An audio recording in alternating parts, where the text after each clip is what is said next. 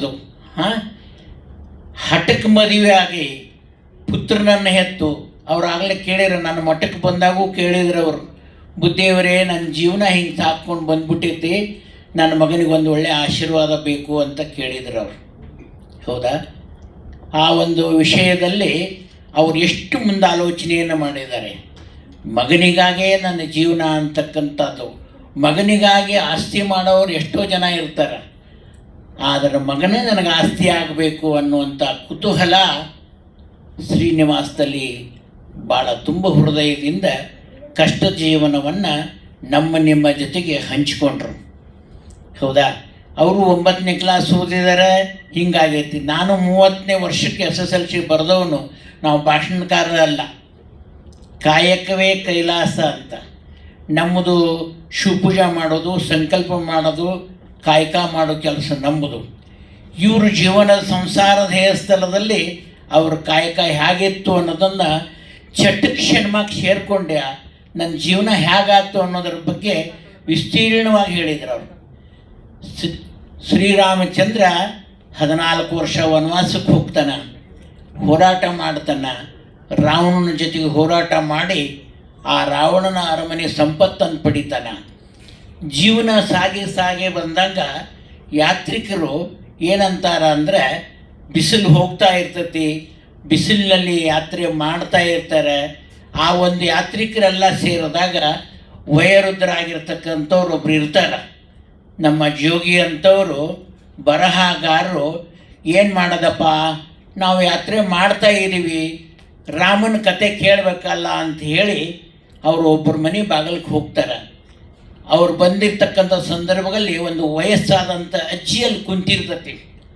ಅಪ್ಪ, ನೀವು ಯಾತ್ರೆ ಮಾಡ್ತಾ ಇದ್ದೀರಿ ಅಂದಾಗ ಈ ಜೋಗಿ ಹೇಳ್ತಾ ಇದ್ದಾನೆ, ಅಜ್ಜಿ ನೀನು ವಯಸ್ಸು ಹೋದವಳದೀಯಾ, ನಿನ್ನ ಒಂದು ಪರಿಸ್ಥಿತಿಯಲ್ಲಿರ್ತಕ್ಕಂಥದ್ದು ನೋಡಿದಾಗ 100 ವರ್ಷದ ಸಂಸಾರದ ಹೇಯಸ್ಥಳದಲ್ಲಿ ನೀನು ಜೀವನ ಸಾಗಿಸ್ಕೊಂಡು ಬಂದಿದೆಯಾ.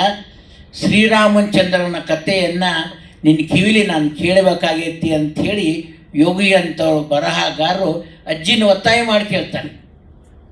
ಅವಳು ನೀರು ಕೊಟ್ಟಳು, ಬೆಲ್ಲ ಕೊಟ್ಟಳು, ಬಿಸಿಲೈತಿ ತಮ್ಮ ಕುತ್ಕೋ ಅಂತ ಹೇಳಿದ್ಲು. ಆದರೂ ಯೋಗಿಯವರು ಏನು ಮಾಡಿದರು, ಜೋಗಿಯವರು ರಾಮಾಯಣನ ಮಾತು ನೀನು ಹೇಳಲೇಬೇಕು ನನಗೆ ಅಂಥೇಳಿ ಒತ್ತಾಯ ಮಾಡಿ ಕೇಳಿದಾಗ ಅಜ್ಜಿ ಹೇಳ್ತತಿ, ಶ್ರೀರಾಮಚಂದ್ರ ದಶರಥನ ಕಂದ, ಶ್ರೀರಾಮಚಂದ್ರ ರಾವಣನ ಕೊಂದ, ಮಜ್ಜಿಗೆ ಅಂದ. ನೋಡ್ರಿ, ಬಿಸಿಲಿನ ತಾಪಕ್ಕೆ ಅಜ್ಜಿ ಮಜ್ಜಿಗೆ ಕೊಡಬೇಕಾಗಿತ್ತು. ಬರಹಗಾರ ಒತ್ತಾಯ ಮಾಡಿ ಅಜ್ಜಿನ ಖುಷಿಪಡಿಸಿ ಕೇಳಿದಾಗ 3 ಮಾತಿನಲ್ಲಿ ಹೇಳಿಲ್ಲದು. ದಶರಥನ ಕಂದ ಶ್ರೀರಾಮಚಂದ್ರ ರಾವಣನ್ನ ಕೊಂದ, ಹೌದಾ, ಮಜ್ಜಿಗೆ ಅಂತ. ಆ ಮಜ್ಜಿಗೆ ಕುಡಿಸಿ ರಾಮಾಯಣನ ಕತೆ 12 ವರ್ಷದ ಅನುಭವವನ್ನು ಹೇಳಿಬಿಟ್ರು. ಇವರು 63 ವರ್ಷದ ಅನುಭವವನ್ನು ಒಂದೇ ಪುಟದಲ್ಲಿ. ಈಗ ಅವರು ಎಲ್ಲರನ್ನು ಸ್ವಾಗತ ಮಾಡಬೇಕಾದ್ರೆ ತಮ್ಮ ಬಾಲ್ಯದ ಇರತಕ್ಕಂಥ ಸನ್ನಿವೇಶವನ್ನು 63 ವರ್ಷದ ಅನುಭವವನ್ನು ನಿಮ್ಮ ಜೊತೆಗೆ ಹಂಚಿಕೊಂಡ್ರು.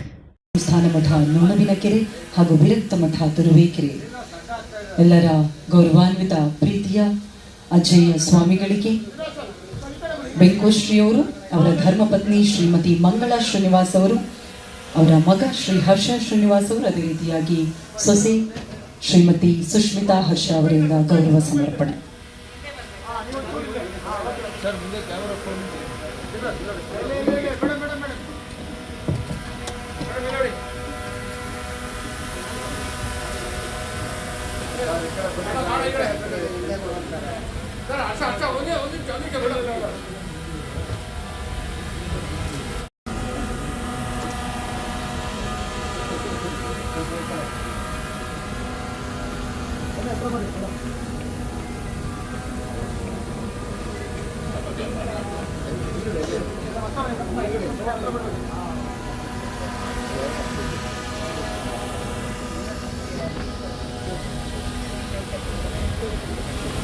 ಥಿಯೇಟರಲ್ಲಿ ಕುತ್ಕೊಂಡು ನಾನು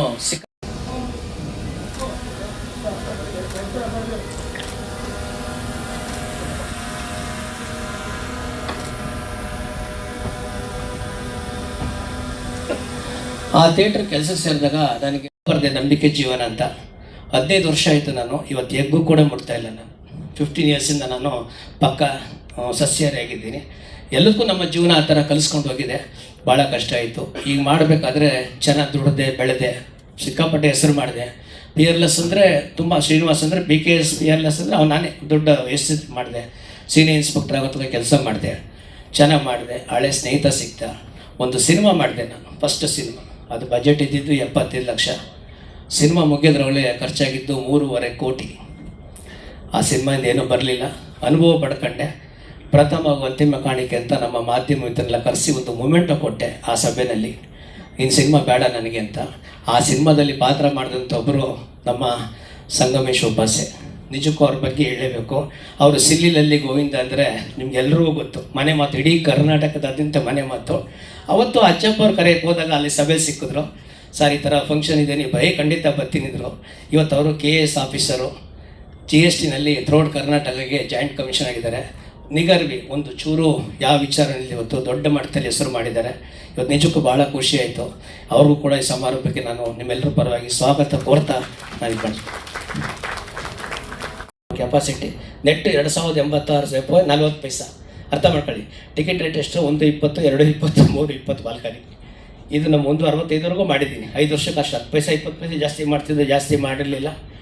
ಆ ಸಂದರ್ಭದಲ್ಲಿ ನಮಗೆ ಭಾಳಷ್ಟು ವ್ಯವಸ್ಥೆ ಆಗಿ ಆ ಥಿಯೇಟ್ರಲ್ಲಿ ಇವತ್ತು ಅಷ್ಟೇ ನೋಡಿ, ನಾವು ಶುಕ್ರವಾರ ಸಿನಿಮಾ ರಿಲೀಸ್ ಆಗುತ್ತೆ, ಗುರುವಾರ ನಾವು ವೀಕೆಂಡ್ ಆಗುತ್ತೆ. ನೆಕ್ಸ್ಟು ಶುಕ್ರವಾರದ ಒಳಗಡೆ ಎಲ್ಲರಿಗೂ ಪ್ರತಿಯೊಬ್ಬರಿಗೂ ಅದರಲ್ಲಿ ಏನೋ ರೆಪ್ರೆಸೆಂಟೇಟಿವ್ ಬಾಟ ಅಂತೆ, ಕಾರ್ಬನ್ನು ಫೀಸ್ ಅಂತೆ, ಶೋ ಟ್ಯಾಕ್ಸ್ ಅಂತೆ, ಆ ರೆಂಟು, ಥಿಯೇಟ್ರ್ ರೆಂಟ್ ಎಲ್ಲ ಕಳೆದು ನಾವು ಡಿಸ್ಟ್ರಿಬ್ಯೂಟರ್ಗೆ, ಪ್ರೊಡ್ಯೂಸರ್ಗೆ ಶುಕ್ರವಾರ ಬೆಳಗ್ಗೆ ನಾವು DD ಚೆಕ್ ಇಶ್ಯೂ ಮಾಡ್ತಿದ್ದು. ಅದು ನಮ್ಮ ಥಿಯೇಟ್ರ್ ರೂಲ್ಸ್ ಇತ್ತು. ಅವತ್ತಿಗೂ ಇವತ್ತಿಗೂ ಇತಿಹಾಸದ ನಾನು ಕಂಡಿರೋದು ಈ ಥರ ಪೇಮೆಂಟ್ ಕೊಡೋದಲ್ಲಿ ಒಂದೇ ಥಿಯೇಟ್ರ್ ಅಂದರೆ ನಮ್ಮ ಶಾಂತಲಾ ಥಿಯೇಟ್ರು, ಈಗ ವೀರೇಶ ಥಿಯೇಟ್ರ್ ಆಗಿದೆ. ನಾನು ಅಲ್ಲಿ 6 ವರ್ಷ ತುಂಬ ಹೆಸರು ಮಾಡಿದೆ. ಪಿಯರ್ಲೆಸ್ ಬಂದೆ, ತುಂಬ ಓಡಾಟ ಮಾಡಿದೆ, ಒಳ್ಳೆ ಹೆಸರು ಮಾಡಿದೆ. ಒಳ್ಳೆ ಹೆಸರು ಮಾಡಿದ್ರೆ ಏನು ಮಾಡಿದೆ, ಹಿಂಗೆ ಸಿನಿಮಾ ತಗೊಂಡು ರಿಯಲ್ ಎಸ್ಟೇಟ್ ಮಾಡೋಣ ಅಂತ ಬಂದ ಫಸ್ಟು. ನಮಗೆ ರಿಯಲ್ ಎಸ್ಟೇಟಲ್ಲಿ ನನಗೆ ಸಪೋರ್ಟ್ ಮಾಡಿದ್ದು, ನನಗೆ ಭಾಳಷ್ಟು ಹೆಲ್ಪ್ ಮಾಡಿದಂಥವ್ರು, ನನ್ನ ಬೆನ್ನೆಲುಬು ನಿಂತಂಥವ್ರು ನನ್ನ ಸ್ನೇಹಿತರು CR ಶ್ರೀನಿವಾಸ್ ಅಂತ. ಅವರು ಚಾರ್ಟೆಡ್ ಅಕೌಂಟೆಂಟು. ಇವತ್ತು ಕರ್ನಾಟಕದಲ್ಲಿ ತುಂಬ ದೊಡ್ಡ ದೊಡ್ಡ ಸಂಸ್ಥೆಗಳಿಗೆ ಅವ್ರು ಮಾಡ್ತಾರೆ. ಈ ಸಭೆಗೆ ಅವ್ರಿಗೂ ಸ್ವಾಗತ ಬಯಸ್ತಾ ನಾನು ಸಣ್ಣದನ್ನು ಮಾಡ್ತೀನಿ. ಕೂಡ ಅವ್ರ ಮಕಾನ ಇದು ಜಗತ್ತಿನ ನಿಯಮ. ಬಟ್ ಕೆಲವರಿಗೆ ಅಷ್ಟು ಸಾಕಾಗಲ್ಲ. ರೋಟಿ ಕಪಡ ಮಕಾನ್ ಜೊತೆ ಪ್ಯಾಷನ್ ಅಂತ ಒಂದಿರುತ್ತೆ. ಇವರಿಗೆ ಸಿನಿಮಾದ ಪ್ಯಾಷನ್, ಸಿನಿಮಾ ಮಾಡಬೇಕು. ಏನಾಗಿದೆ, ಸ್ವಲ್ಪ ದುಡ್ಡಿದ್ದರೆ ಒಂದು ಸಿನಿಮಾ ಒಳ್ಳೆ ನಿರ್ದೇಶಕನ ಹುಡುಕಬೇಕು. ಆ ಹುಡುಕಾಟದಲ್ಲಿ ಅವ್ರು ಸೋತಿರ್ಬೋದು, ಆದರೆ ಒಳ್ಳೆಯ ಸಿನಿಮಾವನ್ನು ಮಾಡಬೇಕು ಅಂತ ಹೇಳುವ ಅವರ ಅದಮ್ಯವಾದ ಒಂದು ಆಸೆ. ಆ ಆಸೆಯ ಅಂದರೆ 1-2 ಸಿನಿಮಾ ಅಲ್ಲ, ಅವ್ರು ನಿರಂತರವಾಗಿ ಸಿನಿಮಾ ಮಾಡ್ತಾ ಬಂದರು. ನನಗೆ ಅವ್ರ ಬಗ್ಗೆ ಉದಯ ಮರಕಿಣಿ ಒಂದು ಮಾತು ಹೇಳಿದರು. ಬೆಂಕೋಶ್ರೀ ಅಂತ ಒಬ್ಬ ನಿರ್ಮಾಪಕ ಸಿಕ್ಕಿದರೆ ಆ ಇಂಡಸ್ಟ್ರಿ ನಿಜವಾಗೂ ಪುಣ್ಯ ಮಾಡಿದೆ ಅಂತೇಳಿ. ಯಾಕಂದರೆ ಅಷ್ಟು ಪ್ಯಾಷನ್ನಲ್ಲಿ ಒಂದು ಸಿನಿಮಾ ಮಾಡೋದಿದೆಯಲ್ಲ, ತನ್ನೆಲ್ಲವನ್ನು ಕೊಟ್ಟು. ಅಂದರೆ ಉದ್ಯಮಕ್ಕೆ ಬರುವವರು ದುಡ್ಡು ಮಾಡಬೇಕು ಅಂತ ಬರ್ತಾರೆ, ಬಟ್ ಇವರಿಗೆ ದುಡ್ಡು ಮಾಡೋದು ಸೆಕೆಂಡ್ರಿ ಆಗಿತ್ತು, ಒಳ್ಳೆ ಸಿನಿಮಾ ಮಾಡೋದು ಪ್ರೈಮರಿ ಆಗಿತ್ತು. ಅವರ ಕಥೆಗಳ ಆಯ್ಕೆಗಳನ್ನು ನಾವು ನೋಡಿದ್ದೀವಿ, ಅವರ ನಿರ್ಮಾಪಕರನ್ನು, ಅವ್ರ ನಿರ್ದೇಶಕರನ್ನು ಆಯ್ಕೆ ಮಾಡಿದ್ದು ನೋಡಿದ್ದೀವಿ. ಈ ಪುಸ್ತಕದಲ್ಲಿ ಇಂಡಿಯನ್ ಎಕ್ಸ್‌ಪ್ರೆಸ್ನವರು ಪಬ್ಲಿಷ್ ಮಾಡಿದ್ದಾರೆ. ಎಷ್ಟು ಚೆನ್ನಾಗಿದೆ ಅಂದರೆ ಪುಸ್ತಕ ಇವತ್ತಿನ ಕಾಲಕ್ಕೆ ತಕ್ಕಂತಿದೆ. ಅಂದರೆ ಕಡಿಮೆ ಮಾತು, ಹೆಚ್ಚು ಫೋಟೋಗ್ರಫಿ. ಅವ್ರು ಯಾರ ಜೊತೆ ಒಡನಾಡಿದ್ದಾರೆ, ಅವ್ರ ಜೀವನ ಹೆಂಗೆ ಬಂದಿದೆ. ಈ ಫೋಟೋದಲ್ಲಿ ಒಬ್ಬ ವ್ಯಕ್ತಿಯ ಬದುಕನ್ನು ನೋಡೋದು ಅಂದರೆ ಒಂದು ವಿಡಿಯೋ ಸಿನಿಮಾ ನೋಡ್ದಂಗಿದೆ. ಕೆಲವು ಸಣ್ಣ ಪುಟ್ಟ ವಿವರಗಳಿವೆ, ಅದ್ರ ಜೊತೆ ಎಲ್ಲ ಫೋಟೋಗಳಲ್ಲಿ ಅವರ ಬದುಕು ಓಪನ್ ಆಗ್ತಾ ಹೋಗುತ್ತೆ. ಸಾಮಾನ್ಯವಾಗಿ ಒಬ್ಬ ನಿರ್ಮಾಪಕನ ಕಥೆ ಅಂದರೆ ಶಾರಾಗೊಂದವರಿಗೆ ಗೊತ್ತಿದೆ. ಅದು ಕನ್ನಡದಲ್ಲಿ ಒಬ್ಬ ನಿರ್ಮಾಪಕನ ಕಥೆಯನ್ನು ಬರೆದ್ರೆ ಅದು ಇಡೀ ಕನ್ನಡ ಚಿತ್ರರಂಗದ ನಿರ್ಮಾಪಕರ ಕಥೆ ಆಗಿಬಿಡುತ್ತೆ ಅದು ಇವತ್ತು. ಯಾಕಂದರೆ ಎಲ್ಲರ ಕಥೆಯೂ ಒಂದೇ. ಇವತ್ತು ನಾವು ಹೇಳ್ತೀವಿ ಪತ್ರಿಕೋದ್ಯಮ ಕಷ್ಟದಲ್ಲಿದೆ ಅಂತ, ಸಿನಿಮಾ ಅದಕ್ಕಿಂತ ಕಷ್ಟದಲ್ಲಿದೆ. ಪತ್ರಿಕೋದ್ಯಮ, ಪತ್ರಿಕೆಯ ಸುದ್ದಿ, ಪತ್ರಿಕೆಯನ್ನು ಮುದ್ರಣ ಮಾಡೋದು, ಮಾರಾಟ ಮಾಡೋದು, ಇದೆಲ್ಲ ಒಂದು ಸಂಕಷ್ಟದ ಜಗತ್ತು. ಹಲವು ಮಂದಿ ಪತ್ರಕರ್ತರು ಕೆಲಸ ಕಳ್ಕೊಂಡಿದ್ದಾರೆ. ಹೊಸ ಪತ್ರಿಕೆಗಳಿಗೆ ಹುಟ್ಟುತ್ತದೆ ಅಂತ ಯಾವ ನಂಬಿಕೆನೂ ಇಲ್ಲ. ಟೆಲಿವಿಷನ್ ಸಂಕಷ್ಟದಲ್ಲಿದೆ, ಬಟ್ ಸಿನಿಮಾ ಅದಕ್ಕಿಂತ ಸಂಕಷ್ಟದಲ್ಲಿದೆ ಅಂತ. ಯಾಕಂದರೆ ಇವತ್ತಾದರೂ ಕೆಲವರು ಪೇಪರ್ ಓದಿದೆ ಅಂತ ಹೇಳ್ತಾರೆ, ಪೇಪರಲ್ಲಿ ಬಂದಿದೆಯಾ ಅಂತ ಕೇಳ್ತಾರೆ. ಬಟ್ ಸಿನಿಮಾ ಇವತ್ತು ಮೆಟ್ರೋದಲ್ಲಿ ಓಡಾಡುವಾಗ ನೋಡ್ತೀನಿ, ಎಲ್ಲರೂ ಮೊಬೈಲಲ್ಲಿ ಬೇರೆ ಭಾಷೆಯ ಸಿನಿಮಾಗಳ ತುಣುಕನ್ನು ನೋಡ್ತಾ ಇರ್ತಾರೆ. ಆ ಬೇರೆ ಭಾಷೆಯ ಅಂದರೆ ನಾವು ಹೇಳ್ತೀವಿ ಬೇರೆ ಭಾಷೆ ನಮ್ಮಲ್ಲಿ ಬರೋದು ಅಂದರೆ ಮನುಷ್ಯನಿಗೆ ತನ್ನ ಭಾಷಾ ಪ್ರೇಮವನ್ನು, ತಾಯಿ ನುಡಿಯ ಪ್ರೇಮವನ್ನು ಮೀರಿಸುವಂಥ ಮನೋರಂಜನೆಯನ್ನು ಬೇರೆಯವರು ಕೊಟ್ಟರೆ ಎಲ್ಲ ಮರ್ತೋಗ್ಬಿಡುತ್ತಾ ಅಂತ ನನಗೆ ಅನಿಸೋದು. ನಮ್ಮ ಭಾಷೆಯಲ್ಲಿ ಬರಲಿ, ನಮ್ಮ ಭಾಷೆದು ನೋಡೋಣ. ಸಣ್ಣ ಒಂದು ಪ್ರೀತಿ ಕೂಡ ಇಲ್ಲದೆ ನಮ್ಮ ಎಲ್ಲ ನಿರ್ಮಾಪಕರನ್ನ ಕಡೆಗಣಿಸಿ, ನಿರ್ದೇಶಕರನ್ನ ಕಡೆಗಣಿಸಿ, ಚಿತ್ರರಂಗವನ್ನು ಕಡೆಗಣಿಸಿ ಕೇವಲ ಎಂಟರ್ಟೈನ್ಮೆಂಟ್ ಅಂತ, ಅದು ಬಹಳ ಒಳ್ಳೆಯದಲ್ಲ. ಅದು ನಾವು ಡಾಕ್ಟರ್ ರಾಜ್ಕುಮಾರ್ ಕೇವಲ ಎಂಟರ್ಟೈನ್ಮೆಂಟು, ಕೇವಲ ದುಡ್ಡು ಅಂತ ಆದರೆ ಅವರು ಯಾವತ್ತೋ ಪ್ಯಾನ್ ಇಂಡಿಯಾ ನಟರಾಗ್ತಿದ್ರು, ಬೇರೆ ಭಾಷೆಗೆ ಹೋಗ್ತಿದ್ರು. ಬಟ್ ನಮ್ಮ ಭಾಷೆ ಎಂತದಿರುತ್ತಲ್ಲ, ಆ ಪ್ರೀತಿಯಲ್ಲಿ ಸಿನಿಮಾ ಮಾಡಿದಂಥ ಬೆಂಕೋಶ್ರೀ ಅವ್ರದ್ದು ನಾವೊಂದು ಕತೆ ಹೇಳ್ತೀವಿ, ರ್ಯಾಕ್ ಟು ರಿಚರ್ ಸ್ಟೋರಿ ಅಂತ.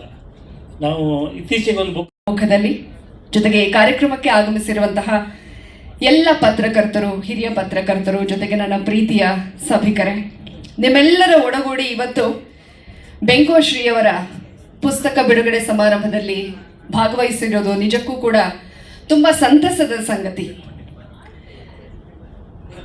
ನೊಣವಿನಕೆರೆ ಮಠಕ್ಕೆ ನಾನು 9 ವರ್ಷಗಳ ಹಿಂದೆ ಹೋಗಿದ್ದೆ. ನೊಣವಿನಕೆರೆ ಮಠದ ಆ ಡಾಕ್ಯುಮೆಂಟ್ರಿಯನ್ನು ಕೂಡ, ಅದರ ಒಂದು ಆ್ಯಂಕರಿಂಗನ್ನು ಕೂಡ ನಾನೇ ಮಾಡಿದ್ದೆ. 9 ವರ್ಷಗಳ ಹಿಂದೆ ನಾವು ಎಲ್ಲರೂ ಅವ್ರನ್ನ ಅಜಯ ಅಂತ ಪ್ರೀತಿಯಿಂದ ಕರೀತೇವೆ.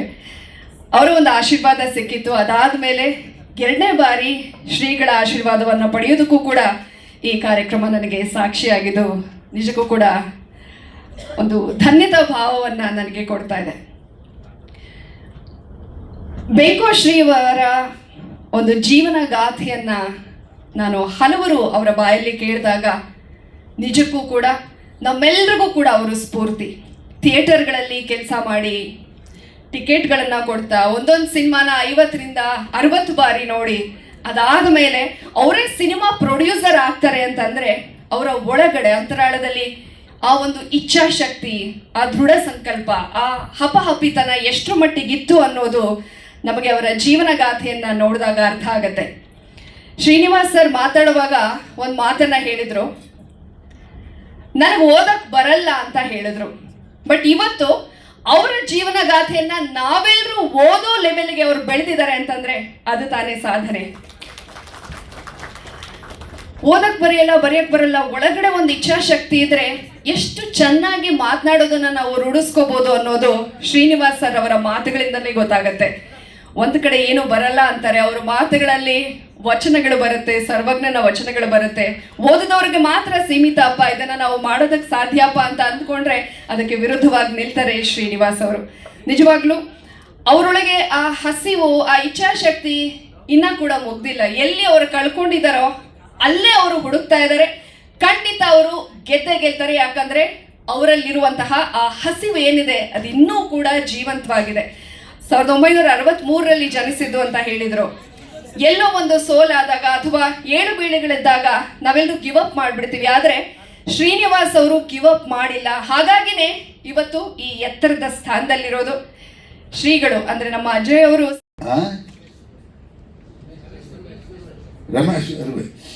ರಮೇಶ್ ಸುರ್ವೆ ಅವರು ಪತ್ರಕರ್ತರು, ಅವ್ರ ಜೊತೆ ಸೇರಿಕೊಂಡು ಇವರು ಒಂದು ಶಾಖೆಯನ್ನು ಪ್ರಾರಂಭ ಮಾಡಿದರು. ಆ ಉದ್ಘಾಟನೆಗೆ ನಾನು ಹೋದಂಥ ಸಂದರ್ಭದಲ್ಲಿ ಇವರ ಚಟುವಟಿಕೆ ನೋಡಿದೆ. ನಾನು ಒಂದು ರೀತಿ ಪಾದರಸ, ನನಗೆ ಬಹಳ ಖುಷಿ ಆಯಿತು. ಒಳ್ಳೆಯ ಕಾರ್ಯಕರ್ತ ಈ ಭಾಗದಲ್ಲಿ ರಾಜ್ಕುಮಾರ್ ಅಭಿಮಾನಿಗಳ ಸಂಘವನ್ನು ಪ್ರಾರಂಭ ಮಾಡ್ತಾನೆ. ಇವರಿಂದ ಕನ್ನಡದ ಕೆಲಸ ಆಗುತ್ತೆ, ಕನ್ನಡಿಗರಿಗೆ ಒಳ್ಳೆಯದಾಗುತ್ತೆ ಅನ್ನೋ ಮನೋಭಾವನೆ ಅವತ್ತೇ ನನಗೆ ಬಂದಂತಾಯಿತು. ಯಾಕೆ ಅಂತ ಹೇಳಿದ್ರೆ, ನೀವು ನಡ್ಕೊಂಡಂಥ ರೀತಿ, ನೀವು ಆ ಒಂದು ಸಮಾರಂಭದಲ್ಲಿ ನೀವು ನಡ್ಕೊಂಡು ಆ ಒಂದು ಚಟುವಟಿಕೆ ನೋಡಿದಾಗ ನನಗೆ ಅನಿಸ್ತು, ನೀವು ಬಹಳ ಎತ್ತರದ ಮಟ್ಟಕ್ಕೆ ಬೆಳೆಯುವಂಥ ವ್ಯಕ್ತಿ ನೀವು ಆಗ್ತೀರಾ ಅಂತ ಹೇಳ್ಬಿಟ್ಟು. ನಿಮ್ಮ ಆಕಾರ ಚಿಕ್ಕದಾಗಿರ್ಬೋದು, ಆದರೆ ನಿಮ್ಮ ವ್ಯಕ್ತಿತ್ವ ಇದೆಯಲ್ಲ, ಅದು ನಮಗೆಲ್ರಿಗೂ ಹೆಮ್ಮೆ. ಯಾಕೆ ಅಂತ ಹೇಳಿದ್ರೆ, ಆ ಎಲ್ಲ ಕಷ್ಟ ಸುಖ ನೋವನ್ನು ನೀವು ಅನುಭವಿಸ್ಕೊಂಡು ಇಷ್ಟ ಮಟ್ಟಿಗೆ ಬೆಳೆದಿದ್ರಿ. ಬಹುಶಃ ನಾವು ಅಷ್ಟೇ ನಿಮ್ಮ ಥರನೇ ಹಸುವಿನಿಂದ ಮತ್ತೊಂದಿನಿಂದ ಬೆಳೆದಂಥವ್ರು ನಾವು. ಅದು ನಮಗೆ ಅರ್ಥ ಆಗುತ್ತೆ. ನಿಮ್ಮ ನೋವು ಏನಿದೆಯೋ ಅದು ನಮಗೆ ಅರ್ಥ ಆಗುತ್ತೆ. ಯಾಕೆ ಅಂತ ಹೇಳಿದ್ರೆ, ನಾವು ಅದೇ ದಾರಿಯಲ್ಲಿ ಬೆಳೆದು ಬಂದಂಥವ್ರು, ಗ್ರಾಮಾಂತರ ಪ್ರದೇಶದಿಂದ ಬಂದಂಥವ್ರು. ನೀವು ಅದು ನಾಗಮಂಗಲದಿಂದ ಬೆಂಗಳೂರಿಗೆ ಬಂದು ನನಗೆ ಇನ್ನೊಂದು ಖುಷಿ ಏನಂದರೆ, ನಡೆದು ಬಂದ ದಾರಿಯಲ್ಲಿ ಯಾರ್ಯಾರು ನಿಮ್ಮನ್ನು ಕೈ ಹಿಡಿದ್ರು, ಯಾರು ನಿಮಗೆ ಆಶ್ರಯವನ್ನು ತೋರಿಸಿದ್ರು. ಯಾರ್ಯಾರು ನಮ್ಮನ್ನು ಆ ಮಟ್ಟಕ್ಕೆ ಬೆಳೆಯಬೇಕು ಅಂತ ಆಸೆ ಪಟ್ಟರು ಅಂಥವರೆಲ್ಲರೂ ನೀವು ನೆನೆಸ್ಕೊಂಡ್ರಲ್ಲ ಇವತ್ತು. ಅದರಲ್ಲೂ ವಿಶೇಷವಾಗಿ ನಮ್ಮ ವೀರಣ್ಣವರು ಮತ್ತು ಅವರ ಶ್ರೀಮತಿಯವರು. ಯಾಕೆ ಅಂತ ಹೇಳಿದ್ರೆ ವೀರಣ್ಣವರು ನಿಮಗೆ ಎಷ್ಟು ಆಶೀರ್ವಾದ ಮಾಡಿದಾರೋ ಅನೇಕ ಸಾರಿ ನನಗೆ ಬೈದ ಆಶೀರ್ವಾದ ಮಾಡಿದ್ದಾರೆ. ನೀನು ಒಂಥರ ಏನು ಈ ಬೆಂಗಳೂರಲ್ಲಿ ಯಾರನ್ನು ಬಿಡಲ್ಲ, ಹಂಗೆ ಓಡಾಡ್ತೀಯ ನೀನು, ಹಂಗೆ ಆ ಥರ ನನಗೆ ಹಿತೈಷಿಯಾಗಿದ್ದಂಥವರು ವೀರಣ್ಣವರು, ಅವರ ಶ್ರೀಮತಿಯವರು. ಇವತ್ತು ಅವೆಲ್ಲ ನಮಗೆ ನೆನಪು ಬರುತ್ತೆ. ಒಂದು ರೀತಿಯ ಹುಂಬ ಅಂತ ಹೇಳಿದ್ರೆ ತಪ್ಪಲಾಗಲ್ಲ. ವೆಂಕಟೇಶ್ವರರು ಒಂದು ರೀತಿ ಹುಂಬ, ಏನು ಬೇಕಾದರೂ ಮಾಡ್ತೀನಿ ಅನ್ನೋ ಒಂದು ಧೈರ್ಯ ಇದೆಯಲ್ಲ, ಅದಕ್ಕೆ ಒಂದು ಸಣ್ಣ ಉದಾಹರಣೆ ನಾನು ಕೊಡ್ತೀನಿ. ಅವರು ಈ ಮದ್ರಾಸ್ನಲ್ಲಿ ಮುರಳಿ ಸಿದ್ಧಲಿಂಗಯ್ಯನವ್ರ ಮಗ ಮುರಳಿ ಅಂತ, ಅವರು ದೊಡ್ಡ ಕಲಾವಿದ ತಮಿಳುನಾಡಲ್ಲಿ. ಅದನ್ನು ಹಾಕ್ಕೊಂಡು ಸಿನಿಮಾ ಮಾಡಬೇಕು ಅಂತ ಹೇಳಿಬಿಟ್ಟು ಇವರ ಇನ್ನೊಬ್ಬ ಸ್ನೇಹಿತ, ಅವ್ರ ಹೆಸರಾಕೋ ಹೇಳಲಿಲ್ಲ, ಪಚ್ಚಿ ಕೃಷ್ಣ ಪ್ರಸಾದ್, ಅವ್ರ ಹೆಸರು ಹೇಳಲಿಲ್ಲ. ಯಾಕೆ ಅಂತ ಹೇಳಿದ್ರೆ